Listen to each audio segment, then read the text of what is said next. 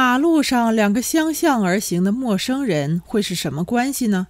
没关系，这就是所谓的路人。但是路人的手上各自牵了一条狗，情形就会有所改变。小美牵的是一条泰迪，迎面小伙子的身前却是一条体态巨大的阿拉斯加。两条狗见面了，这是两条都市里的狗，比都市里的人还要孤寂。可狗毕竟不是人，人越孤寂越冷，狗越孤寂却越热。两条狗一见面就亲，用牙齿亲，用爪子亲，张牙舞爪，说的就是这么回事。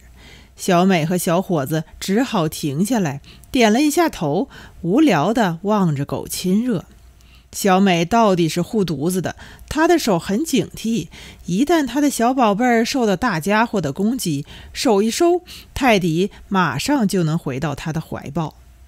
小美的泰迪是一条小型犬，它的体重也许连阿拉斯加的1/8都不到，可1/8的体重一点也没有妨碍泰迪的热情。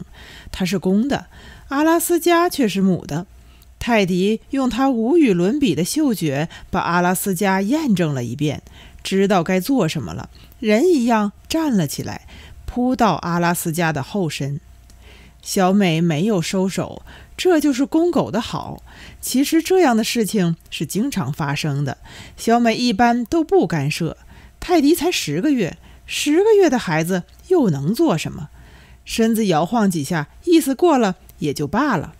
但这次不一样，态势极为严重。泰迪来真的了，他动了家伙。小美还是第一次养狗，关于狗，她委实没有什么经验。她早就应当注意到泰迪最近的一些变化。就说撒尿吧，泰迪以往都是蹲着，很含蓄的样子，很高贵的样子。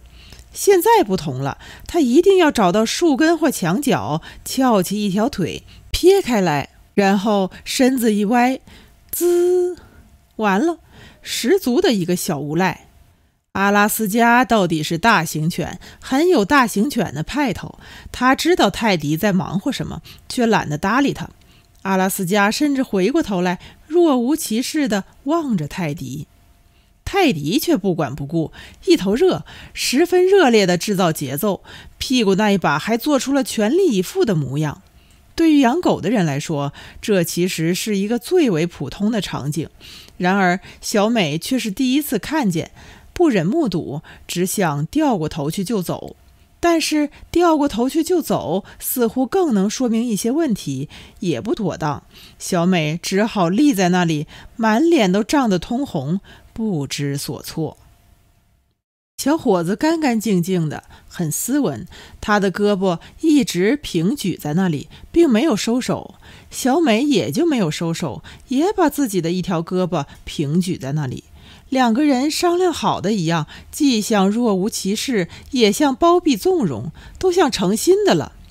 地面上的场景越来越火爆，小美实在装不下去了，脸很涨，似乎比平时扩大了一圈。她低下头想训斥，又不知道该说什么，只好模模糊糊地说：“不好这样子的。”小美说：“不好这样子。”小伙子却宽慰她说：“没事的，反正也够不着。”这是一句大实话，但大实话就是这样，它的内部时常隐含了十分不堪的内容。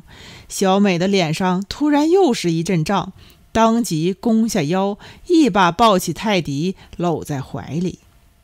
小美的离开显然有些仓促，她沿着小伙子的来路匆匆而去。路人就必须是这样，相向而行，然后背道而驰。